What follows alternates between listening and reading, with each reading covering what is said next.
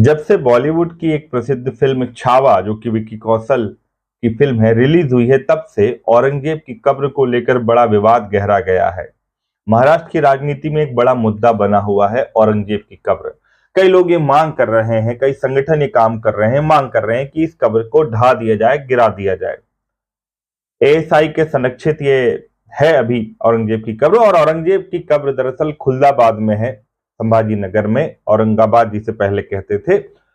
उसकी 1707 में अहमदनगर में मृत्यु होती है और उसने अपनी एक वसीयत बनाई, जिसमें उसने कहा कि मुझे मेरे आध्यात्मिक गुरु, उनके गुरु का नाम था सैयद जैनुद्दीन सिराजी, उनकी बगल में ही दफनाया जाए और मेरे मकबरे पर कोई बहुत पैसा खर्च ना किया जाए। जो मैंने टोपी सिल सिल के पैसा कमाया है, उसमें से 14 रुपए 15 रुपए खर्च करके कब्र बनाओ। सिंपल सी मिट्टी की कब्र है, उसमें जो संगमरमर लगा है वो भी लॉर्ड कर्जन ने लगाया, और जो रेलिंग लगी हुई है आसपास वो हैदराबाद के निजाम ने लगवाई। उसने कुछ नहीं किया, उसने कहा नहीं, खुला खुला रखो, डॉम नहीं होगा ऊपर।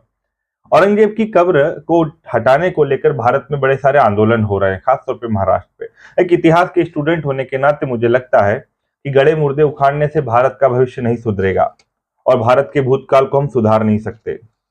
भूतकाल में उन्होंने जो गलतियां की, उस गलतियों को हम आज आर्थिक तरक्की और राष्ट्रवाद के रास्ते पर चलकर ही उन गलतियों को सुधार सकते हैं।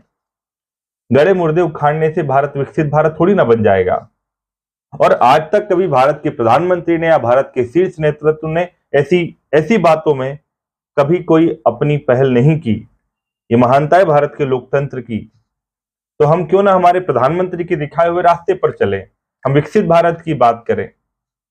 हम गड़े मुर्दों को उखाड़ने में अगर लग गए तो मेरे नौजवान दोस्तों, हम कब मार्क जुकरबर्ग या एलॉन मस्क जैसे बन पाएंगे? हमें भी तो अपना भविष्य आर्थिक तरक्की के रास्ते से ही तय करना है। हमें भी बड़ी बड़ी कंपनियां लगाना है।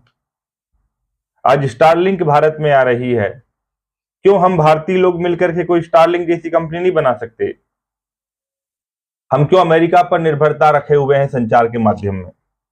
क्यों उसके जीपीएस, उसके चैट जीपीटी, उसके यूट्यूब पर हम अपने विचारों को अभिव्यक्त कर रहे हैं?